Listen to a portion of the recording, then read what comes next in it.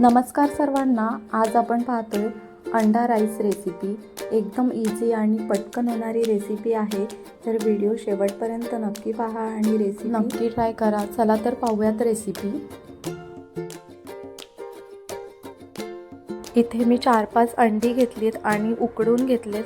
तर आता आपण मध्ये कट करून 2 भाग करून घेणार आहोत। आता तवा आपला छान मस्त गरम झालाय। इथे मी 1 चमचा तेल घालून तव्याला पसरवून घेते।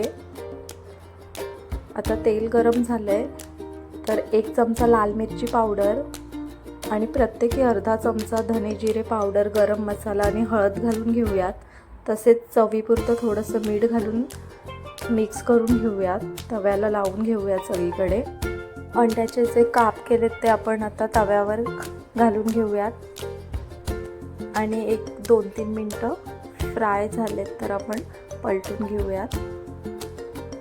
आता दुसऱ्या साईडनी पण मस्त फ्राय झालेत, तर आता दुसरी बाजू पण आपण पलटी करून घेऊ। आता आपलं अंड फ्राय करून रेडी आहे आणि इथे मी साहित्य पण दिले, आपण व्हिडिओ पॉज करून पाहू शकता।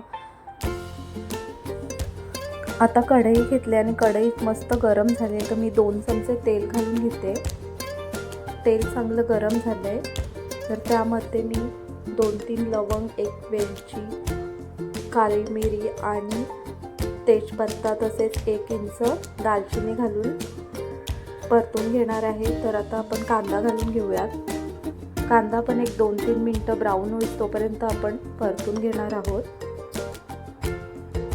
आणि आता मी 1 चमचा आलं लसूण पेस्ट घातली आहे। आपण 1-2 चमचे पण आलं लसूण पेस्ट वापरू शकता किंवा लसूण चिरून पण घालू शकता बारीक।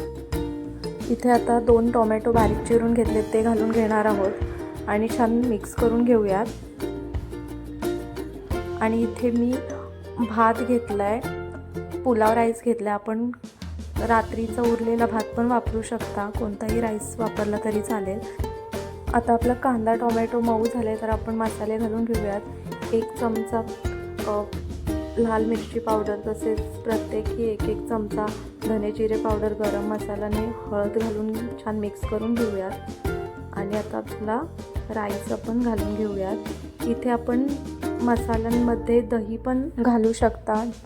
आपल्याला जर आंबट चवी आवडत असेल थोडीशी भातामध्ये, तर दही ॲड करून घेऊ शकता, मस्त त्याने पण छान चव येते।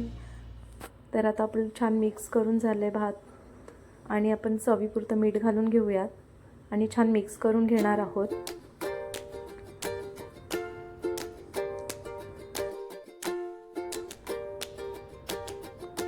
आता भात छान मिक्स झालाय, तर आपण आता जे आपण अंडे परतून घेतलेले तेलामध्ये आणि मसाल्यांमध्ये ते घालून घेऊयात पीसेस आणि चिरलेली कोथिंबीर घालूयात। तर असा आपला अंडा राईस मस्त असा तयार आहे। तर ही रेसिपी आपल्याला कशी वाटली ते मला कमेंटमध्ये कळवा आणि चॅनलला नवीन असाल तर सबस्क्राईब करा। तर आता आपण सर्विंग प्लेटमध्ये राईस काढून घेऊयात आणि ह्या राईस बरोबर आपण कोशिंबीर बनवू शकता, त्याने पण मस्त लागतो राईस। तर ही अशी रेसिपी आपली मस्त अशी तयार आहे, नक्की ट्राय करा। थँक्यू।